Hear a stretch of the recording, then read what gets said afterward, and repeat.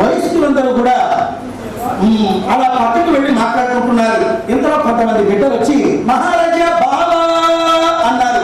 ఒక 5 పిల్లలు. మహారాజు కోపం సడన్ తగ్గింది. మామా అన్నారు ఇంకో 5 పిల్లలు. ఇంకా కోపం తగ్గింది. తినతండ్రి అన్నారు. ఇంకా కోపం పూర్తిగా పోయింది. చిన్న పిల్లలు తాత నమస్కారం అన్నాడు. బాబా మామ అన్న మాటలు విని ఎవరో బిడ్డలారా బాబా మామ ఎందుకన్నారు అన్నాడు మహారాజు. ఆ బిడ్డలు అంటున్నారు బాబా వాసవి మాకు అక్క వలసను బాబవేదిగా అన్నారు. ఓహో సంతోషం. మరి మీరు మామ అన్నారు ఎందుకు అన్నాడు. వాసవి మాకు అక్క వలసను మామవేదిగా అన్నాడు. ఓహో మీరు మీ చిన్నంత వాడు పిచ్చుకగా వేడు తాత అంటాడు. నేను నీకు తాతగా పిలుస్తున్నానా? నిన్న కాకుండా ముట్టాను ముచ్చటగా 54వ వివాహం చేసుకోబోతున్నాడు. నేను నీకు తాతగా అన్నాడు.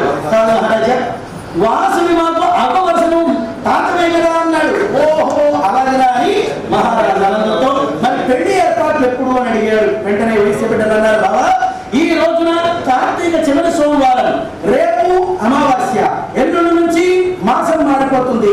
కార్తీక తర్వాత మాఘశిరంలో వివాహ ముహూర్తాలు లేవయ్యా బాబా. మాఘశిరం పోతే వచ్చే మాసం పుష్యమాసంలో కూడా పెళ్లి ముహూర్తాలు లేవయ్యా బాబా. ఆ తర్వాత వచ్చే మాఘమాసంలో పెళ్లి ముహూర్తాలు ఉన్నాయి.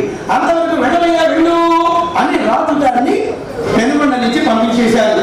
ఈ లోపే అమ్మవారి విశ్వరూపం, అగ్నిగుండ ప్రవేశాల కారణాలు, ఇలా 102 గోత్రీకులు అగ్నిగుండ ప్రవేశానికి నిన్న మనం కొన్ని విషయాలు చెప్పుకున్నాం కదా.